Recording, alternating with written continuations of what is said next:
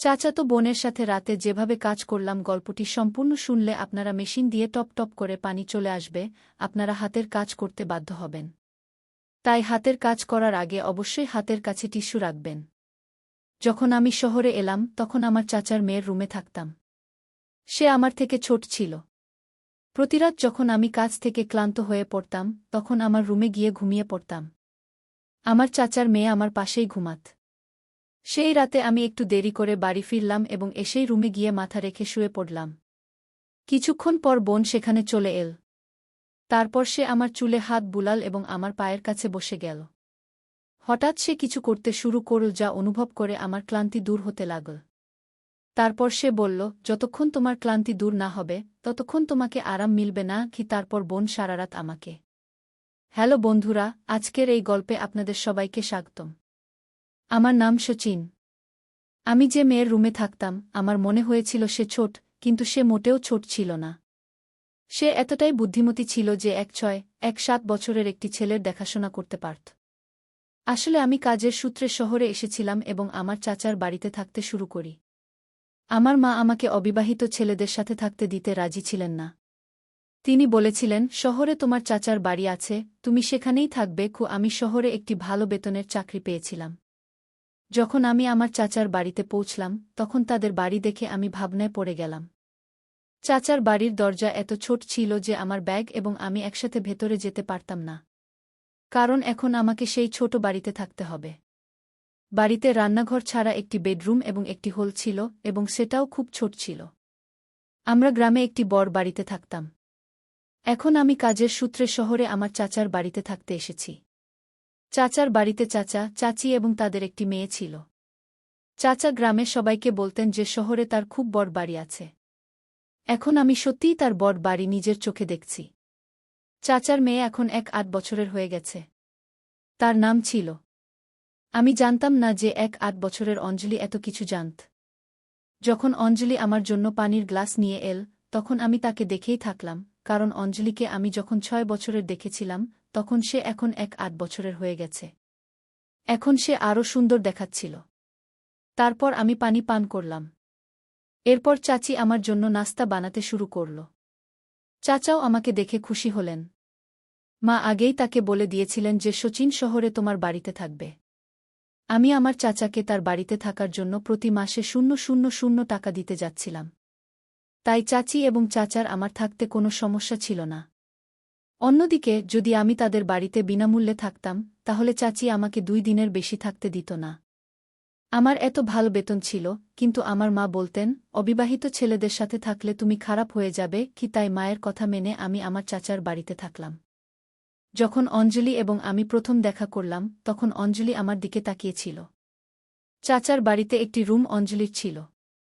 চাচা এবং চাচি হলামি কথা না বলে চুপচাপ ঘুমিয়ে পড়লাম। তারপর কিছু দিন কেটে যাওয়ার পর পরের মাসের 3 তারিখে আমার বেতন পেয়ে গেলাম। তারপর চাচার বাড়িকে নিজের বাড়ি ভেবে আমি অনেক জিনিস কিনে চাচার বাড়িতে চলে এলাম। অঞ্জলির জন্য একটি নায়রা স্যুট, চাচার জন্য ফর্মাল ইউনিফর্ম, চাচির জন্য শাড়ি এবং খাবারের জিনিস, আমি সব কিছু নিয়ে এসেছিলাম। চাচি সব দেখে খুব খুশি হলেন। অঞ্জলি এখন আমার সাথে হেসে কথা বলছিল। এমনই এক রাত যখন আমি জল খেতে উঠলাম তখন অঞ্জলিকে আমার পাশে দেখতে পেলাম না। আমি আমার রুমের দরজা খোলা পেয়ে বাইরে গিয়ে দেখলাম রাত 1টার সময় অঞ্জলি হোলের পর্দা সরিয়ে দিয়েছে এবং হোলের দিকে তাকিয়ে আছে। আমি দেখতে গিয়ে তার পিছনে দাঁড়ালাম। সে এত রাতে হোলের দিকে কি দেখছে? আমি তার পিছনে দাঁড়াতেই আমার নজর হোলের দিকে ঘুরে গেল। সামনের দৃশ্য দেখে আমি অঞ্জলিকে এক পাশে টেনে নিয়ে তার হাত ধরে বেডরুমে নিয়ে গেলাম। আমি অঞ্জলিকে বললাম, অঞ্জলি, তুমি কি করছিলে? ওরা তোমার নিজের বাবা মা। রাতে মা বাবার প্রাইভেট সময়ে উকি দেওয়া ঠিক নয়। অঞ্জলিকে এভাবে চাচাচাচির দিকে তাকাতে দেখে আমি একটু রেগে গেলাম। তখন সে আমার কাছে ক্ষমা চেয়ে বলল, দাদা, এ সম্পর্কে কাউকে বলো না। আমি আজকের পর আর এমন কিছু করব না। অঞ্জলি যা করছিল তাতে তার তেমন কোনো ভুলও ছিল না। চাচার এখন একটি বড় বাড়ি কিনে নেওয়া উচিত ছিল, কারণ তাদের মেয়ে এখন বড় হয়ে উঠছিল। তাই তাদের এটা বুঝতে হবে। পরের দিন আমি চাচাকে বললাম, চাচা, এখন আপনার একটি বড় বাড়ি কিনে নেওয়া উচিত। আমাদের মায়েরা এখন বড় হয়ে উঠছে, তারও নিজের আলাদা রুম দরকার, আর আপনারও আলাদা রুম দরকার। চাচা বললেন, বাড়িতে আমরা 3 জন মানুষ, 3 জনের জন্য এত বড় বাড়ির কি দরকার? এখন তুমি বাড়িতে চতুর্থ ব্যক্তি, তবুও আমাদের থাকতে কোনো সমস্যা হচ্ছে না। তাহলে বড় বাড়ি কেন চাই? উত্তর শুনে আমার মুখ খারাপ হয়ে গেল। চাচার সাথে কথা বলার সময় আমার ফোন বেজে উঠল। ফোনে আমার মায়ের কল ছিল, তাই আমি ফোন রিসিভ করলাম। মা আমাকে বললেন, আমি তোমাকে একটি মেয়ের ছবি পাঠিয়েছি, বলো কেমন লাগছে? আমি বললাম, মা, মেয়েটির ছবি আমার খুব ভালো লেগেছে। কি এ কথা শুনে, যেহেতু মেয়েটি আমার মায়ের পছন্দের, তাই মা তাড়াতাড়ি পরের 2 দিনের মধ্যে বিয়ে করার সিদ্ধান্ত নিলেন। বিয়ের পর কিছু দিনের ছুটির পর আমি কাজের জন্য শহরে আসতে লাগলাম। তখন মা বললেন, তোমার স্ত্রীকে কিছু দিনের জন্য নিজের সাথে নিয়ে যাও। তারপর আমি তারাকে আমার সাথে শহরে নিয়ে এলাম। আগে আমি শহরে চাচার বাড়িতে থাকতাম, তাই আমি চাচার বাড়িতে চলে এলাম। যখন আমি আমার স্ত্রীকে নিয়ে চাচার বাড়িতে এলাম, তখন অঞ্জলির রুম পুরোপুরি আমার হয়ে গেল। সে রাতে তার বাবা মায়ের সাথে হলে ঘুমাত। তারাকে শহরে আনার 3 দিন পর, হঠাৎ এক রাতে যখন আমি আমার স্ত্রীর কোলে ঘুমাচ্ছিলাম, তখন আমি অঞ্জলিকে আমাদের পাশের রুম থেকে উকি দিতে দেখলাম। তাকে দেখে আমি তাড়াতাড়ি তারাকে ছেড়ে বিছানা থেকে উঠে বসলাম। আমাকে উঠতে দেখে অঞ্জলি তাড়াতাড়ি দরজা থেকে সরে গেল। তারপর আমি ভাবতে লাগলাম, যদি তারাকে এই শহরের পরিবেশ পছন্দ হয়, তাহলে আমি পরের মাসেই আমাদের জন্য আলাদা রুম খুঁজে নেব। কিন্তু 5ম দিনেই তারা শহরটাকে না বলতে শুরু করল। সে বলল, আমি এখানে বেশি দিন থাকতে পারব না। আমার গ্রামে থাকার অভ্যাস, এখানকার জলও আমার পছন্দ নয়, বাতাসও নয়। তারপর হঠাৎ তারার স্বাস্থ্য খারাপ হয়ে গেল। এতদিন থাকার পরও আমার কোনো সমস্যা হয়নি, কিন্তু তারার ব্যথা শুরু হল।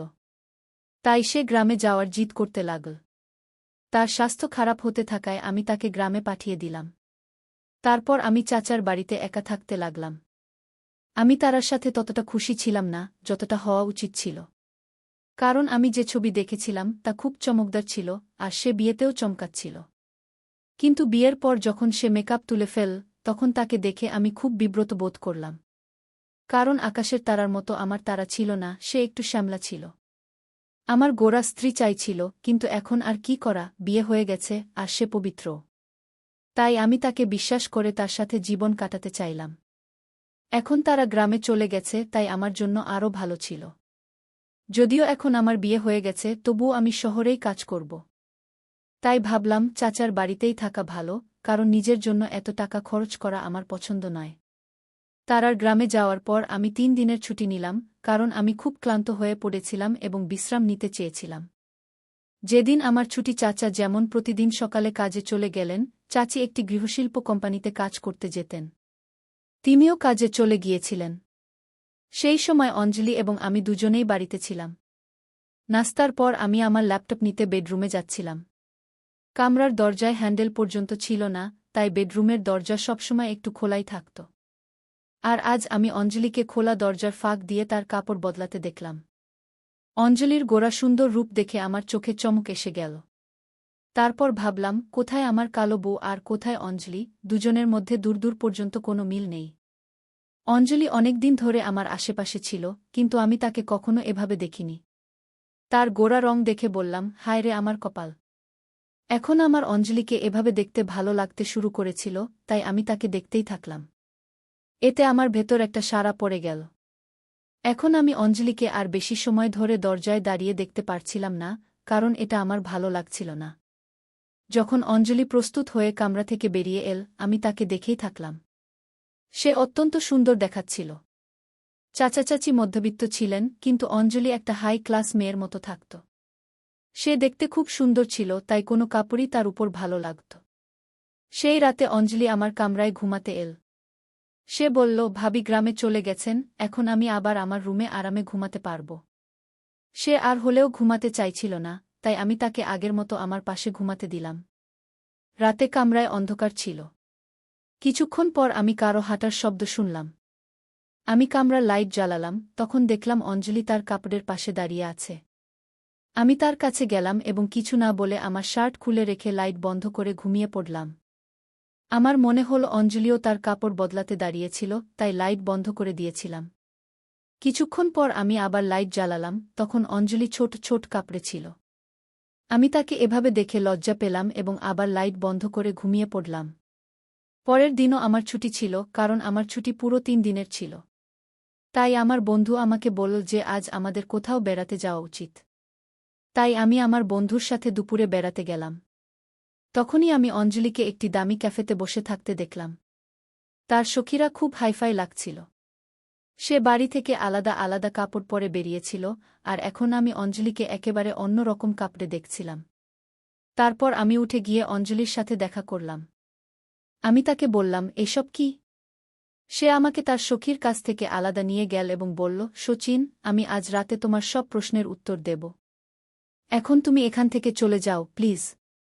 আর হ্যাঁ, তোমার মুখ বন্ধ রাখো যতক্ষণ না আমি তোমার প্রশ্নের উত্তর দিই। তারপর রাতে যখন চাচা চাচি ঘুমাতে চলে গেলেন, তখন আমি অঞ্জলিকে জিজ্ঞাসা করতে শুরু করলাম, অঞ্জলি, আমি দুপুরে যা দেখলাম তার মানে কি? তখন সে বলল, এসব হাই ক্লাস লাইফ ছিল, কারণ আমি এভাবে থাকতে পারি না। অঞ্জলি 8 বছরের মেয়ে ছিল, কিন্তু আমি তার ব্যবহার ও কথায় বড় পার্থক্য দেখলাম। আমার সাথে কথা বলতে বলতে সে আমার কাছে চলে এল।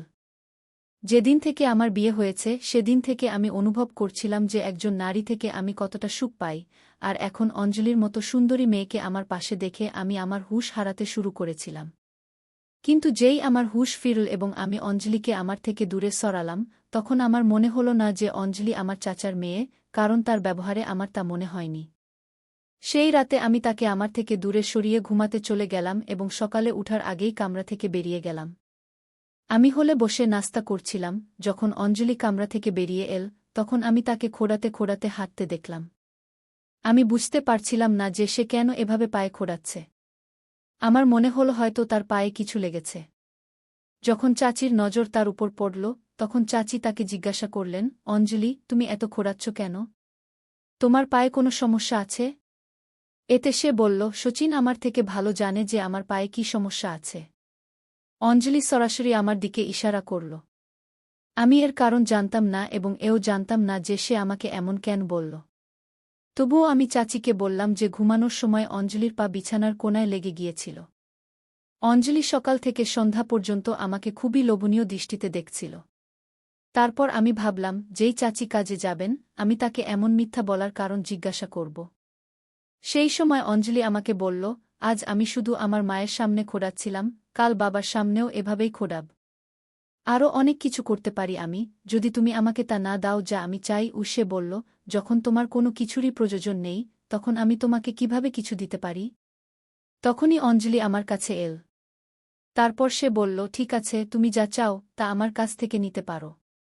এবং সে আমার সামনে তার বাহু প্রসারিত করে দাঁড়িয়ে রইল। আমি বুঝতে পারলাম না সে কি বলছে। তখনই সে আমার হাত ধরে তার কোমরে রাখল এবং বলল, তুমি যা চাও আমার সাথে করতে পারো, কিন্তু এর জন্য তোমাকে আমাকে কিছু অর্থ দিতে হবে। তখন আমার মনে পড়ল, গত রাতেও সম্ভবত অঞ্জলি আমার প্যান্ট থেকে কিছু টাকা নিচ্ছিল, কিন্তু তবুও আমি তাকে কিছু বলিনি। কিন্তু এখন সে চরম সীমায় পৌঁছে গেছে। সে টাকার জন্য এত অল্প বয়সে অবাঞ্ছিত কাজ করতে প্রস্তুত ছিল। সে জোর করে আমার হাত তার কোমরে রাখল। আমি তাকে বললাম যে এটা সব ভুল, কিন্তু সে একটাও শুনল না এবং তারপর সে আমাকে জড়িয়ে ধরল। তারপর কোনোমতে আমি অঞ্জলি থেকে দূরে সরে গেলাম। সে আমাকে আবার তার দিকে টেনে নিল। তারপর সে বলল, এখন আমাদের মধ্যে কেউ নেই, তুমি আমার কাছ থেকে যা চাও নিতে পারো। অঞ্জলি কথা বলছিল, তখনই দরজায় চাচি এসে পড়লেন। চাচি যখন আমাদের দেখলেন, তখন অঞ্জলি আমার থেকে বেশি দূরে ছিল না। চাচি অঞ্জলিকে বললেন, অঞ্জলি, তুমি এসব কি করতে যাচ্ছ? অঞ্জলি নির্ভয়ে চাচিকে বলল, আমি কি ভুল করছি? আমিও একটি ভালো হাই ক্লাস জীবন যাপন করতে চাই, তাই আমি তাই করছি যা আপনি করেন। আপনি কি আপনার ম্যানেজারের সাথে এমন কিছু করেন না এবং তার কাছ থেকে টাকা নেন না? আমি এসব দেখেছি। এখন আমার কাছে আমার বাড়িতে বেশি টাকা উপার্জনের উপায় পেয়েছি, তাই আমি তার সাথে এসব করতে প্রস্তুত। তখন চাচি অঞ্জলির উপর চিৎকার করে উঠলেন।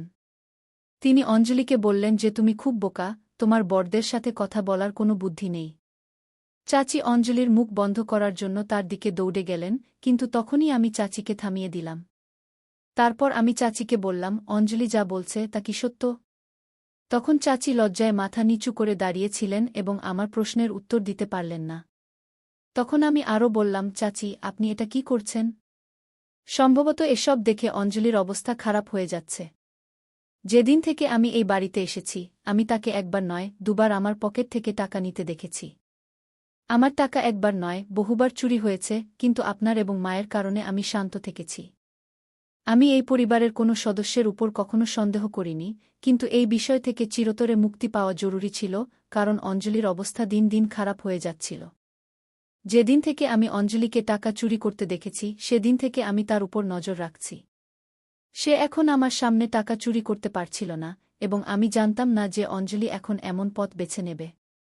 আপনি আমাকে সত্য বলুন, আপনারা দুজন মিলে চাচার পিছনে এই বাড়িতে একসাথে কি করছেন? আমার কথা শুনে চাচি কেঁদে ফেললেন।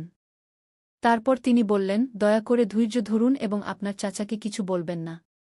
শুধু একবার আমি একটি ছেলেকে আমার কোম্পানিতে নিয়ে গিয়েছিলাম, তারপর কখন তার নজর আমার উপর পড়ল, আমি টেরই পাইনি।